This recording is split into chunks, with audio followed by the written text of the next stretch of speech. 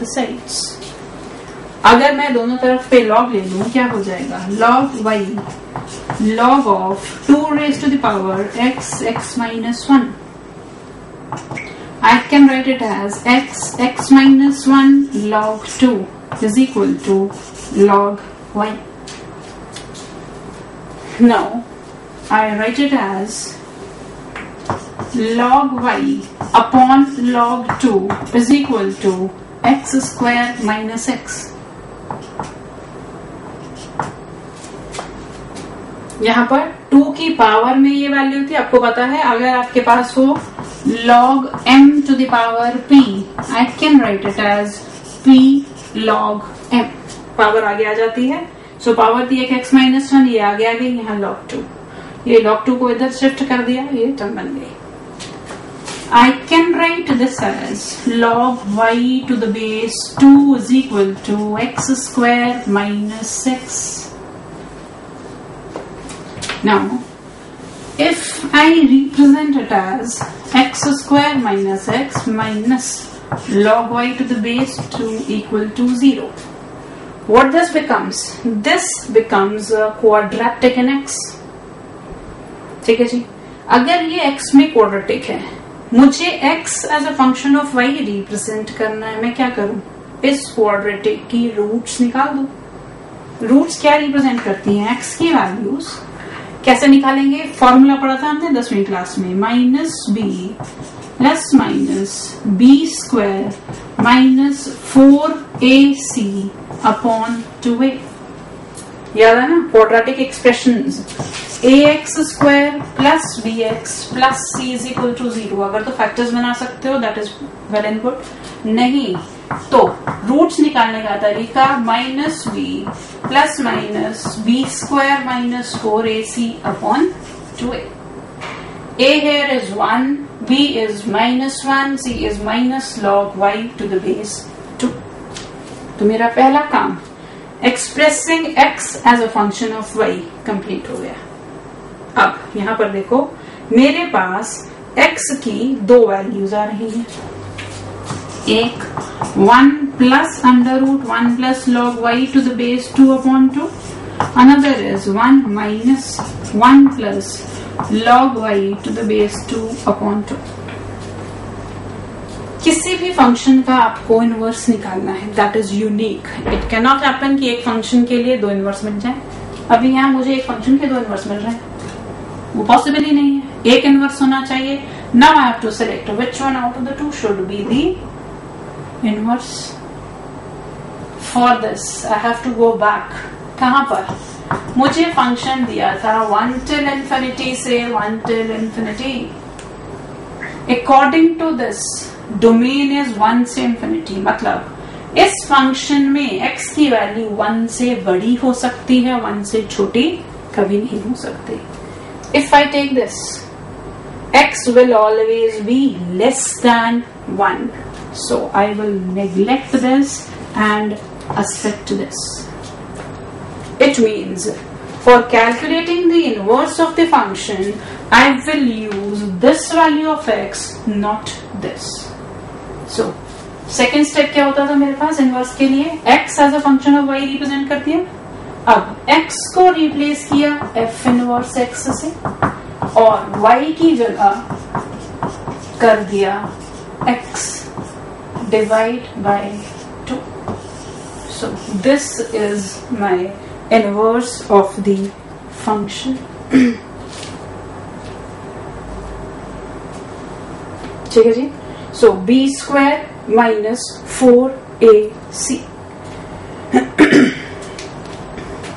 Right? So my answer for the question here is B. Now, next question is assertion reason type. पहले हम इसको समझ लेते हैं कि assertion reason type questions में करते क्या हैं, होता क्या है. ये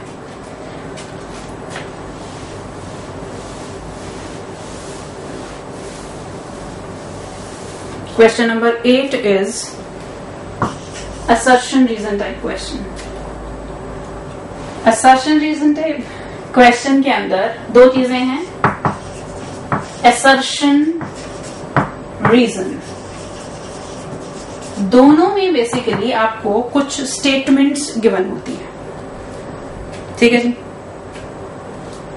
जब हमें कुछ स्टेटमेंट्स यहां पर गिवन है तो स्टेटमेंट में क्या होगा, यहां पर से जैसे हम यही ले लेते हैं, मुझे गिवन है असर्शन इज, मेरे पास पहले गिवन है y square -1 plus log of x -1 to the base 2 equal to 0।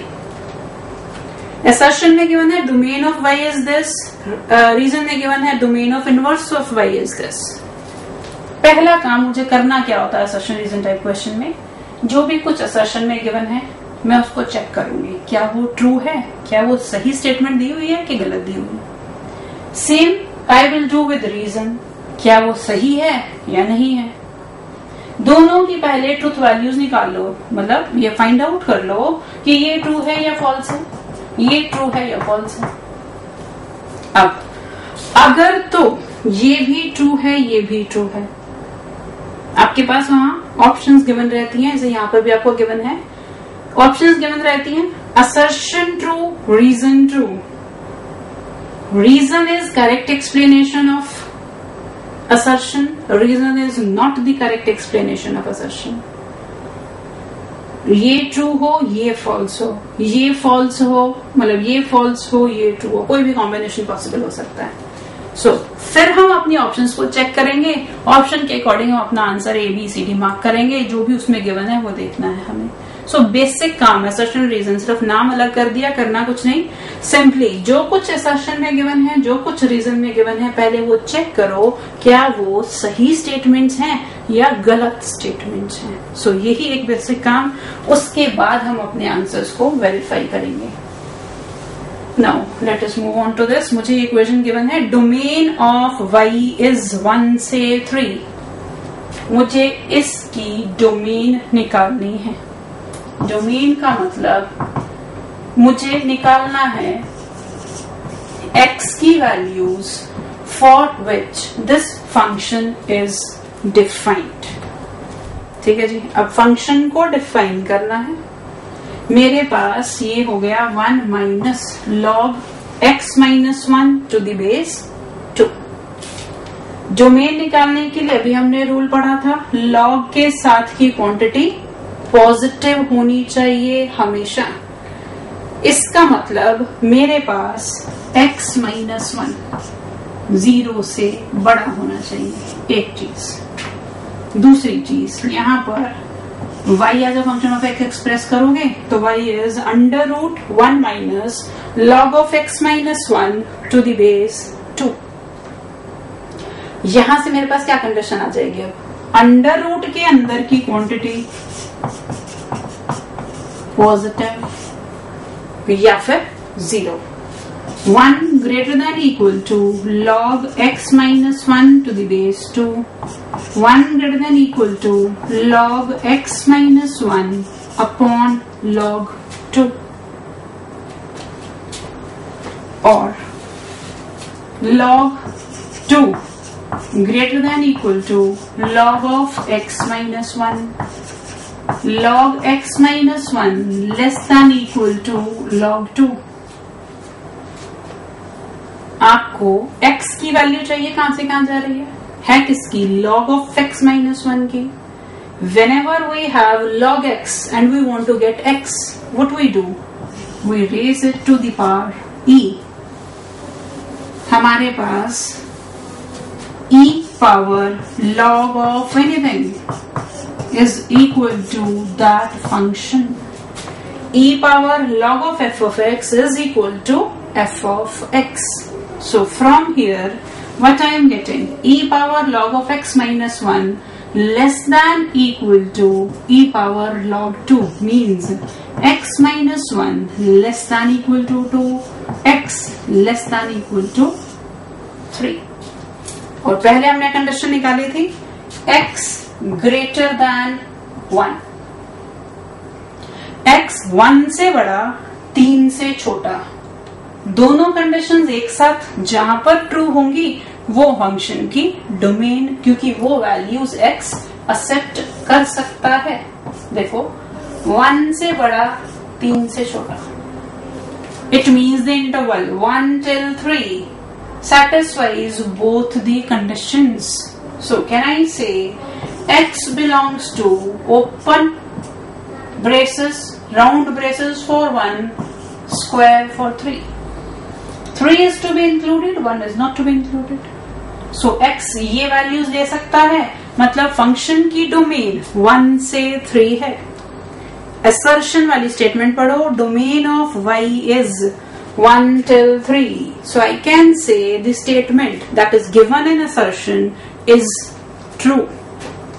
Now let us move on to reason वाली statement, that is domain of inverse of y.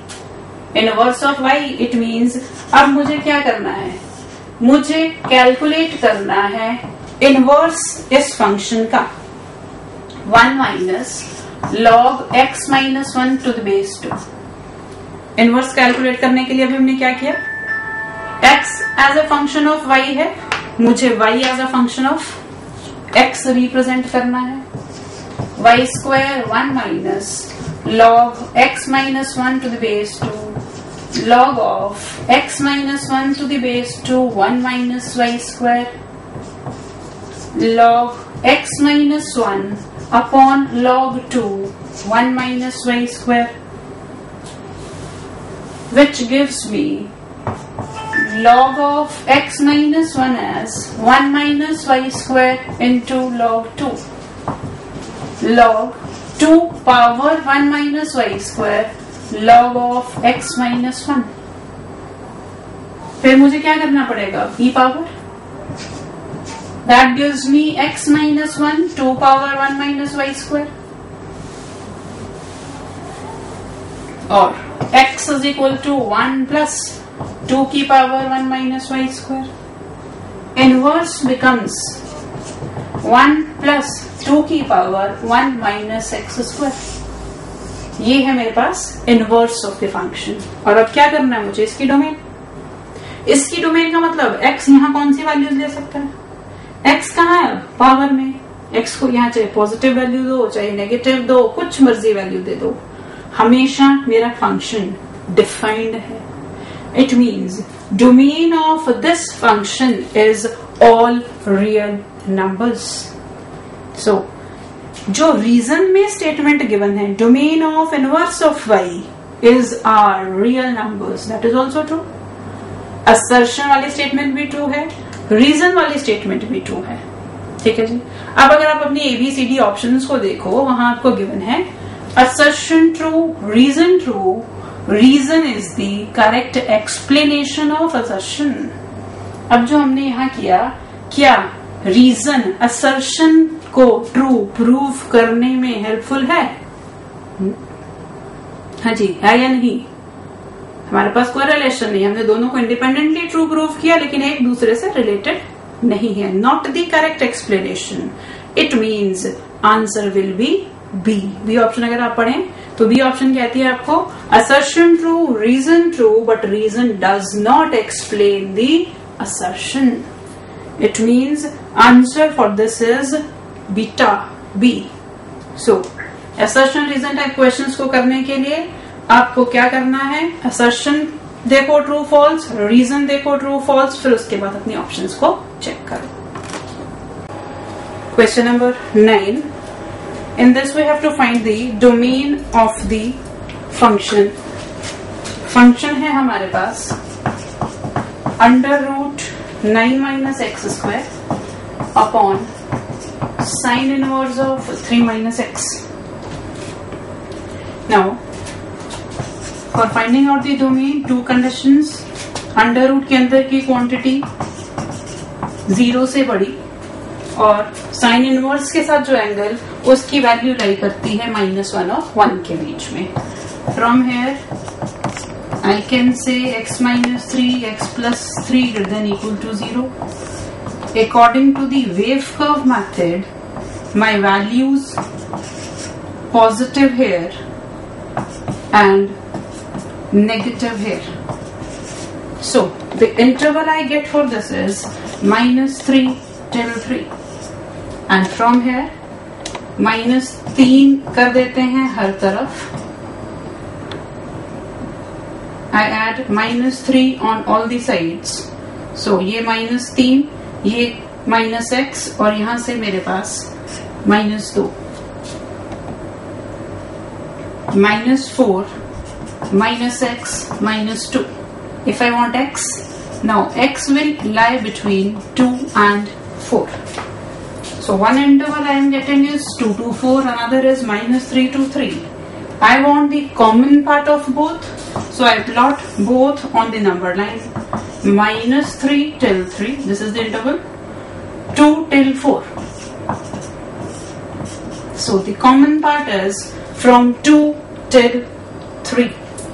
Now I have equality here, so 2 will be included and 3 will not be included, because at 3 this will become 0, sin 0, 0, function will be undefined. So for question number 9, my answer becomes beta. Right? Next is question number 10. In question number 10, what we have to do? We have to find out range. Range means the values of y. For values of y, what I have to do? I want to know values of y for which x is real. What I am doing? यहाँ पर हमने cross multiply किया, x में quadratic बन गई. For this x to be real, the discriminant of this should be positive. Discriminant is b square minus 4ac. This should be either greater than 0 or equal to 0. This gives me 4y square minus 1 less than equal to 0. 2y minus 1, 2y plus 1 less than equal to 0. Again applying the wave curve method, मेरे पास जो interval आएगा negative के लिए, that is from -1/2 till 1/2. So this is the value of y for which I am going to get all real x. Range होती वही है real x के लिए y की values. So the answer for this will be delta, because none of a, b and c is matching the given interval -1/2 till 1/2. So delta is the answer for this particular question. Next is question number 11. Question number 11 says f is varying from -infinity say infinity till beta. Function given is -x square plus 6x minus 8. अब यहाँ देखो मुझे क्या करना है, मुझे बताना है कि बीटा क्या है. गिवन है कि ये function bijective. Bijective means function is 1 1 as well as onto. Onto means beta should be the range of the function. Codomain range बराबर होते हैं. सो whatever is the range of this function is the value of beta. I have to find a range of this. Range is values of y. See what I am doing. Can I write this expression as x minus 3 whole square plus 1? Or I should write -1. a square plus b square minus 2ab. यहाँ से 9 आएगा, मुझे 8 चाहिए, -1. 1 minus x minus 3 whole square. This is the value of y. Now from this expression it is quite clear y की value हमेशा 1 से छोटी रहेगी. ये स्क्वायर हो गया positive quantity. From 1 we are subtracting something. It means y is always less than 1. It will be 1 when this value is 0. So range of this function will be -infinity till 1. It can be 1 when this is 0. This will be 0 when x is equal to 3. So answer for this becomes question number answer 11. Answer for this is beta, -infinity till 1. Now next is question number 12. Question number 12 is function is defined from real numbers to real numbers. Function है 2x plus sin x, x is real, बताना है f कैसा है, 1 1 on 2 में से क्या है। 1 1 function के लिए हमने क्या करना है, डेरिवेटिव निकालो, 2 plus cos x, this will always be greater than 0, क्योंकि cos x की वैल्यू कभी भी -1 से नीचे नहीं जा सकती, कम से कम वैल्यू -1, अगर ये -1 होगा तब भी डेरिवेटिव पॉजिटिव ही रहेगा। फंक्शन थ्रू आउट इंक्रीजिंग है, तो we can say function is 1 1। Onto के लिए क्या करना होता है, मुझे कोडोमेन और रेंज को इक्वल करना है, means for every real x I must get a real y from here, and this is what is happening. आप r को डिफरेंट वैल्यूज, r से डिफरेंट वैल्यूज x की लोगे तो ये एक्सप्रेशन, ये तो -1 और 1 के बीच में है, नो डाउट अबाउट इट, लेकिन ये 2x जो है ये according to whatever you are giving it, ये उसके अकॉर्डिंग वैल्यूज लेगा। सो कोडोमेन और रेंज दोनों क्या हो जाएंगी, रियल नंबर्स, कोडोमेन रेंज के बराबर है। सो फंक्शन कैसा हो गया, 1 1 as well as onto. So answer for question number 12 is A. Now, question number 13. Question number 13 is basic concept based, modulus function के concept पर based question है। Y is mod x minus 2 minus mod x plus 1.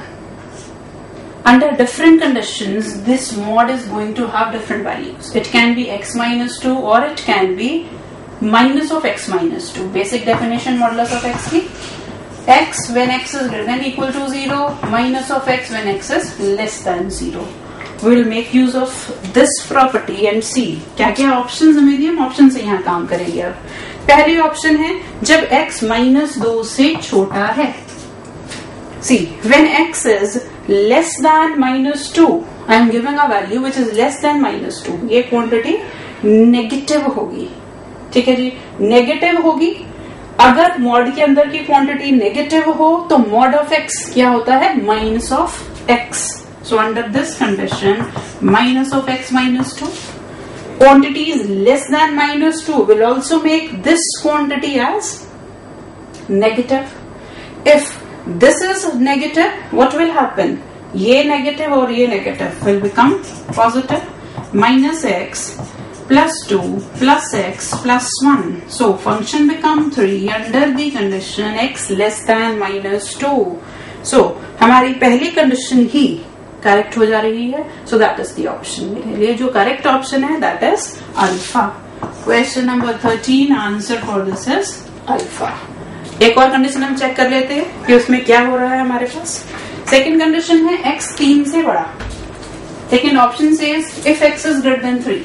Let us see what happens when x is greater than 3. This quantity will always be positive. If this is positive, mod of this is going to be x minus 2. और यहाँ पर क्या होगा, 3 से बड़ा मतलब ये भी पॉजिटिव, पॉजिटिव है मॉड के अंदर की quantity, so everything is positive. It means what I will get now, I will get -3 as the answer when x is greater than 3. So B option गलत हो गई आपकी। इसी तरह से बाकी जो कंडीशंस दी हैं उनके अंदर आपको अब चेक करना है ये नेगेटिव या positive, accordingly you will find none other option is satisfying the given conditions. So answer जो हो गया वो हो गया alpha for this question. Now next is question number 14। Question number 14 है हमारे पास, f of x is given to be ax plus b and g of x is cx plus d. Condition given है f of g of x is equal to g of f of x. So we have to calculate both. f of g of x, f of cx plus d, a into cx plus d plus b, acx plus ad plus b. This is f of g of x. Now we have to calculate g of f of x. G of ax plus b, c into ax plus b plus d, acx plus bc plus d. According to the given condition, f of g of x is same as g of f of x. Put the values ACX plus AD plus B, ACX plus BC plus D. So condition AD plus B is equal to BC plus D. So if I look at the option, question number 14 has got the answer as delta. Right? Now next is question number 15. Question number 15 is, हमें given है question number 15 में what we have is 2 times f of x minus 3 times f of 1 by x is equal to x square, and I am supposed to calculate f of 2. किसी भी function की value किसी भी point पर निकालनी हो तो पहले फंक्शन पता होगा, उसमें वैल्यू डालेंगे और वैल्यू निकाल देंगे. अब यहाँ पर देखो, मुझे f of x निकालना है, तो आप एक चीज याद रखेंगे, whenever you have an equation involving f of x, f of 1 by x, and we want to find out f of x, क्या करना है मुझे? Replace x by 1 by x in the given equation. Wherever I have x, put 1 by x in place of that. Now this is equation number 1, this is equation number 2. From these two equations, I want to calculate value of f of x. It means I want to cancel out this term. f of 1 by x term को cancel out कर दें तो पूरी equation f of x में हो गई. मतलब basically ये क्या बन गया? 2 इक्वेशंस इन 2 वेरिएबल्स साइमल्टेनियसली आप बहुत पहले से सॉल्व करते आ रहे हो. क्या करें अब? इस टर्म को कैंसिल करना है, मतलब इसके कोएफिशिएंट्स को इक्वल करना है. इस पूरी इक्वेशन की मल्टीप्लिकेशन कर दो 2 से, इस पूरी की multiplication with 3. See what I get? 4 times f of x minus 6 times f of 1 by x is equal to 2x square. यहां से मेरे पास क्या आएगा? 6 times f of 1 by x minus 9 times f of x is equal to 3 upon x square. मैंने like terms को एक दूसरे के नीचे कर दिया, शिफ्टिंग कर दी. यहां से आ रहा है माइनस 9 f of x, यहां से आ रहा है plus 6 f of 1 by x. Add the two. Minus 5 f of x, ये कैंसिल हो जाएगा. 2x square plus 3 upon x square. So from this what I get? I get f of x is 2x square plus 3 upon x square divided by minus 5. Now what I am supposed to calculate? I want to calculate f of 2. f of 2 अब आपको पता है f of x हो अगर आपके पास, क्या करते हैं? x की वैल्यू डाल दो, 2 डालनी है, f of 3 पूछे, f of 7 पूछे, whatever is asked. Put that value here, get the answer. The answer for this question is beta. I think you can calculate it. This is one step that you can do yourself. Put the value of x, get the value. That must be minus 7 by 4. So answer for question number 15 is beta. Now question number 16 is, हमें बताना है कौन सी statement इसमें से true नहीं है. पहला है a 1-1 function from set ABC to alpha beta gamma is onto also. See, ये ABC है, ये अल्फा बीटा गामा है. 1-1 मीन्स एक x के लिए एक y. तो आप जैसे मर्जी इसको रिलेट कर दो, ऐसी कोई भी एलिमेंट यहाँ बच ही नहीं सकती जो किसी से रिलेटेड ना हो. सो फंक्शन कैसा है? 1-1 भी है, ऑन टू भी है. सो फर्स्ट स्टेटमेंट है ट्रू. मुझे ढूंढनी है नॉट ट्रू. रिमेम्बर, ये गलती होती है, नॉट ट्रू देखना है या ट्रू देखना है. सो क्वेश्चन को थोड़ा ध्यान से रीड करेंगे. पहली statement is true. Second is an onto function from an infinite set to a finite set can not be 1-1. This is again true.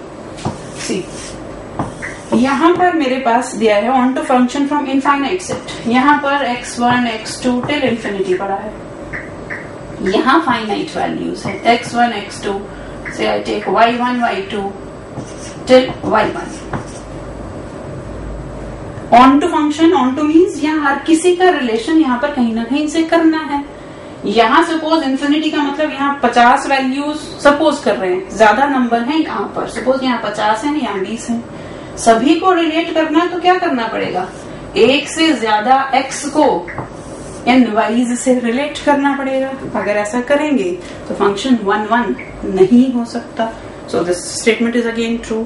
Next is an onto function is always invertible. Now tell me, onto function, सिर्फ onto होने से function invertible नहीं होता। हमें पता है function कब invertible होता है, जब फंक्शन बाइजेक्टिव होता है। बाइजेक्टिव का मतलब फंक्शन 1 1 भी हो और फंक्शन ऑन टू भी हो। So statement C is not true. So for question number 16 our answer become C. Now question number 17। Question number 17 is related to relations. 3 तरह के रिलेशंस होते हैं हमारे पास, रिफ्लेक्सिव, सिमेट्रिक, ट्रांजिटिव, राइट। अगर एक रिलेशन तीनों कंडीशंस को जस्टिफाई करता है तो वो हो जाता है इक्विवेलेंस रिलेशन। नाउ हमें देखना है S is given to be x Y such that y is equal to x plus 1, x is lying between 0 till 2। सबसे पहले मुझे देखना है कि ये रिलेशन सिमेट्रिक है या नहीं, तीनों चीजें चेक करनी है इक्विवेलेंस के लिए। सिमेट्रिक में क्या होता है, सिमेट्रिक देख लो या रिफ्लेक्सिव, लेट अस सी रिफ्लेक्सिव देख लेते हैं। अगर मुझे रिफ्लेक्सिव करना है, रिफ्लेक्सिव का मतलब x is related to x, ठीक है जी। y is equal to x plus 1 मतलब whatever is the value I give to x between 0 and 2 must be the value of y also. Say I give x को value 1. When x is 1, y is 2. So according to this 1 2 will fall in it, 1 1 will not fall.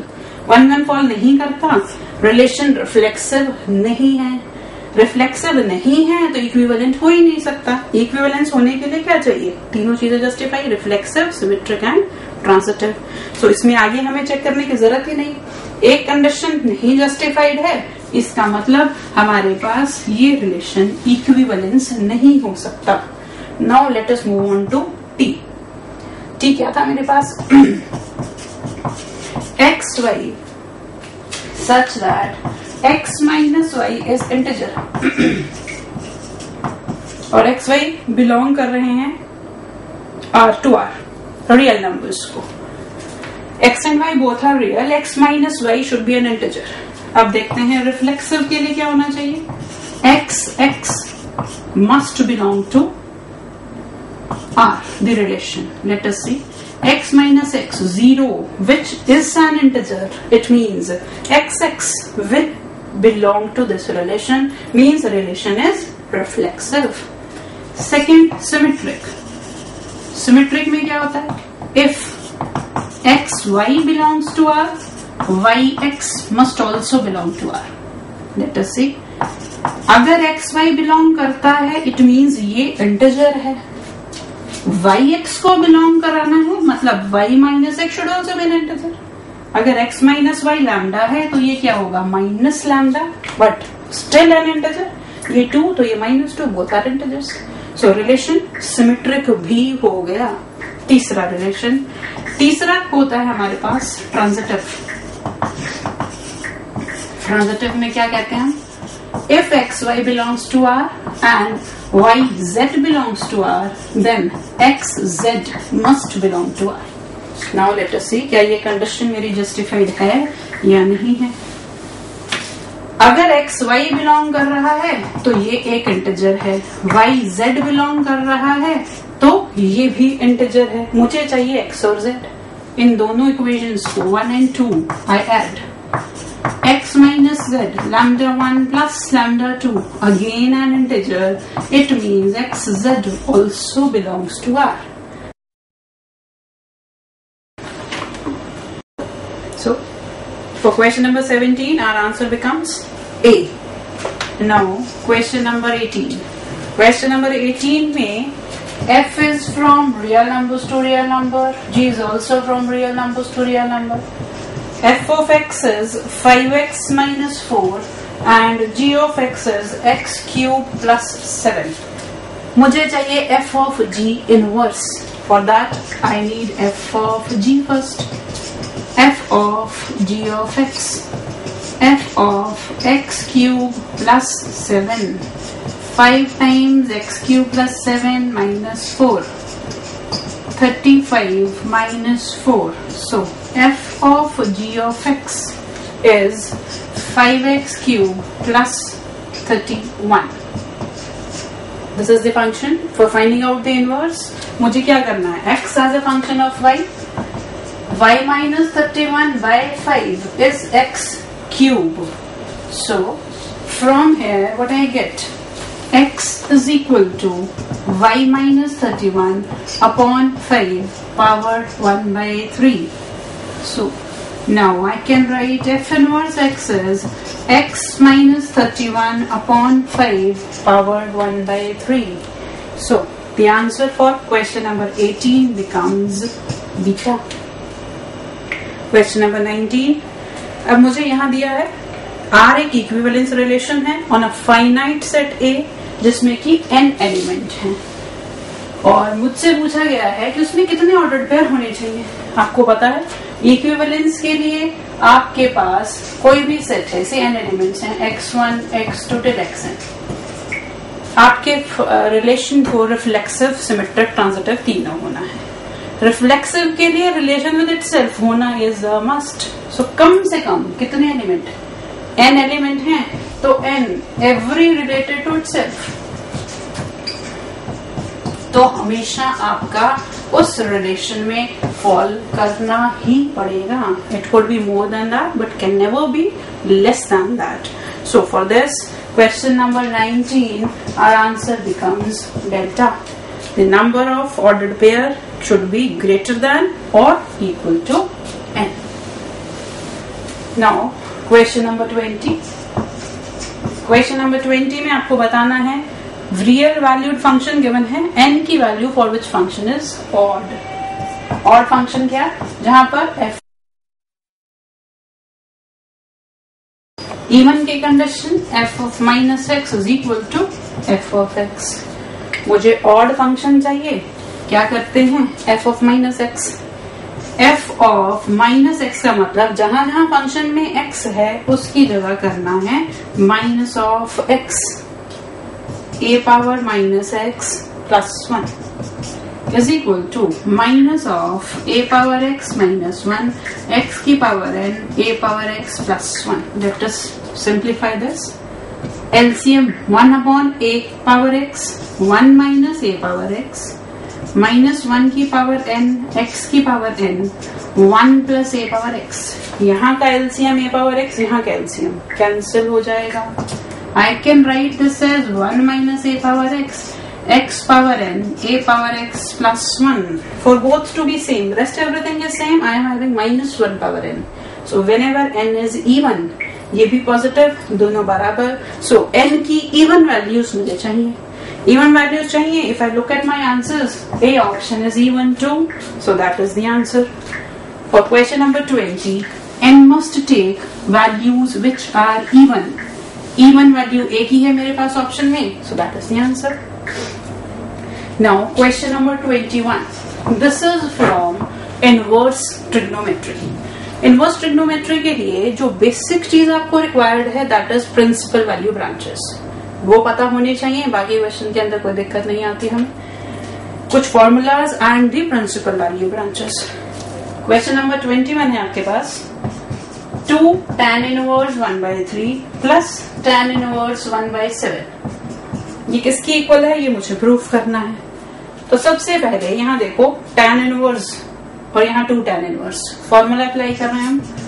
2 tan inverse x tan inverse of 2x upon 1 minus x square.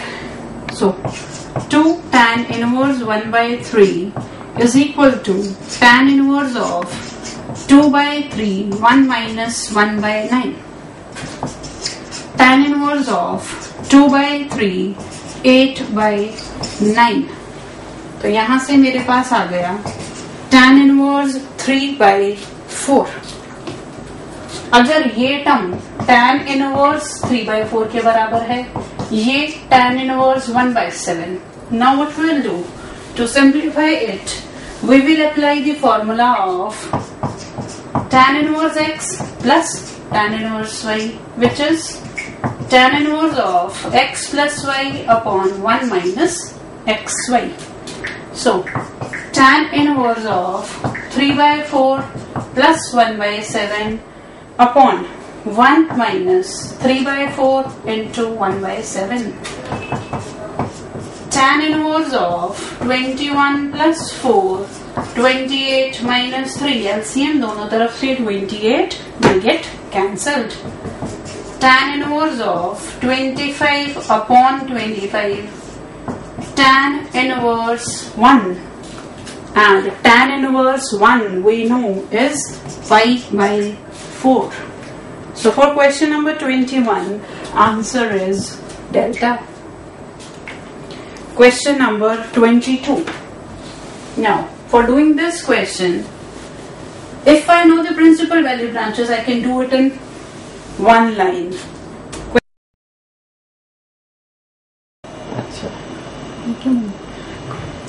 Cos inverse x की value is lying between 0 and pi. Pi से exceed नहीं कर सकती, हमें मालूम है principal value branch के according. इसका मतलब अगर मुझे ये 3 पाई बनाना है तो तीनों टर्म्स की वैल्यू पाई होगी, तभी काम चल सकता है, क्योंकि पाई से ज्यादा दे ही नहीं सकते किसी को वैल्यू. इसका मतलब क्या हुआ? cos inverse x, cos inverse y, cos inverse z all are equal to pi. If all are equal to pi, it means x, y, z all are cos pi, and we know cos pi is -1. All 3 x, y, z are -1. अब निकालना क्या है मुझे चाहिए x, y, y, z, zx की value. If everything is -1, ये 1, ये 1, ये 1, it means answer is 3 for the question. So for question number 22, answer is C.